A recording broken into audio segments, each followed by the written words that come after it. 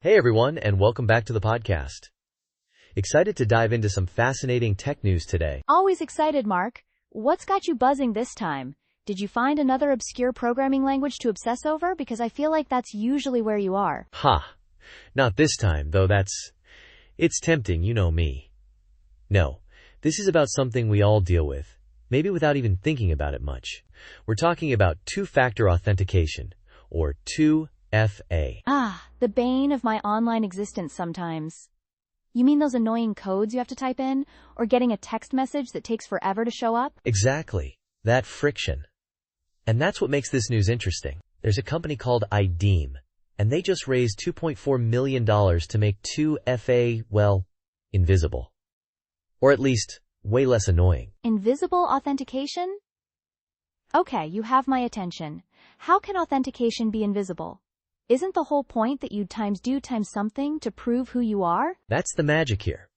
They're using something they call a Zero Trust Secure Module, or ZSM3. Think of it less like a single action you take, and more like a continuous verification happening behind the scenes. Zero trust. That's a term I hear a lot in cybersecurity circles. It basically means never trust, always verify, right? Precisely. It's a security concept where you don't assume trust based on location or network. Every access request needs to be verified. CrowdStrike, Yubico. Ideem is applying that principle to user authentication, especially for mobile-first commerce. Mobile-first commerce makes sense. We're all doing more and more on our phones, but typing in SMS codes or switching to an authenticator app, that can be a real headache when you're trying to quickly buy something on your phone. I can see how that friction leads to abandoned carts. It does. And that's a significant problem they're trying to solve. Not just the user experience, but also the considerable cost of fraud, particularly account takeovers. 1. When someone gets into your account, that's painful for everyone involved. Okay, so this ZSM, how does it work on a basic level to be invisible? Is it binding to the device? Like, is my phone my key now? Yes, device binding seems to be a core part of it. 1. Instead of relying on something external like an SMS code, it seems to leverage the device itself as part of the trust equation. It's like your phone becomes a secure, trusted element in the authentication process. It's not asking you for something new every time, but confirming it's you through something already there. That makes sense. This sounds particularly relevant for those high-growth markets we've talked about before, where mobile is often the primary way people access the internet and financial services. Absolutely. That's why investors like Quona Capital, who focus on financial inclusion in emerging markets, are involved. Reducing friction in those environments is essential for economic participation. Imagine trying to onboard millions of new users onto digital platforms, and each time they have to jump through hoops for authentication. This simplifies that dramatically. That's a good point about financial inclusion. Making digital transactions easier makes it possible for more people to participate in the digital economy. It's not just about convenience for people like us. It's about access for others who might be just starting their digital journey. Right? And the zero trust part is key for security. It's not just making it easy, it's making it times securely times easy. They mentioned wanting to reduce fraud and the cost associated with it. Less fraud, happier users, lower costs for businesses.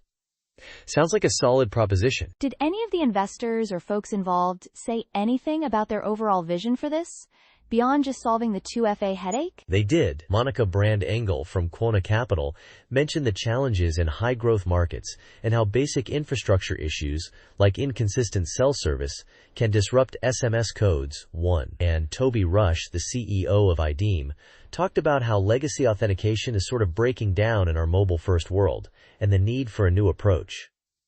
It seems they see this as a foundational piece for future digital interactions, something that enables broader digital adoption. Okay, thinking through this a bit more.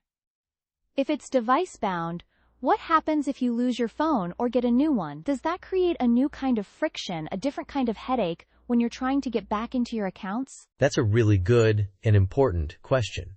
It's definitely something they'd need to address elegantly. Account recovery and migrating that secure binding to a new device are crucial pieces. The sources don't go into fine-grained detail on that process, but it's something any invisible authentication system needs a very robust solution for. You can't just make authentication disappear. You need a plan for when things go wrong with the device itself. And regulatory challenges too, maybe? Different countries have different rules about data, security, and how identities are verified. It can be a minefield trying to navigate all those different requirements. Absolutely. Navigating the compliance landscape in different markets will be a significant undertaking. They'll need to demonstrate how their ZSM meets or exceeds the security and privacy requirements of various regions, like GDPR in Europe or CCPA in California, as the research points out.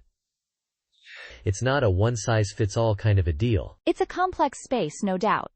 But the idea of invisible, secure authentication is really appealing. Especially as our phones become central to everything we do online. It feels like a step towards security that works times with times us, making things smoother, instead of constantly putting up barriers. Precisely. And you can see how this could extend beyond just online shopping checkout. Imagine securely accessing other sensitive services, government portals, healthcare records, all with low friction but high assurance that it's actually you. Fascinating stuff. So, Ideem's got the funding to push this forward. It'll be interesting to see how this ZSM technology rolls out and how quickly it gets adopted, particularly in those target high-growth markets where the impact could be most significant. Definitely. They're tackling a real pain point with a novel technical approach. It's a space to watch. Before we wrap up, I was thinking, what do you think is the most frustrating part of traditional two-factor authentication for our listeners? Is it the SMS codes? The authenticator apps? Something else entirely?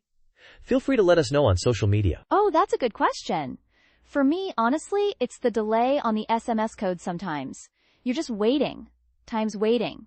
And the transaction is timing out. But I'm curious to hear what other people experience. Maybe it's the hassle of opening a separate app.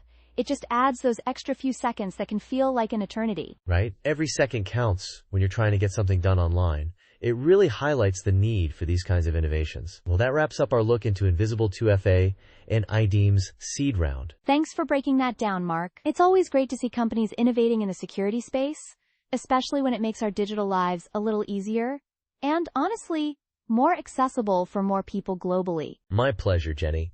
And thanks to our listeners for tuning in. We'll catch you next time.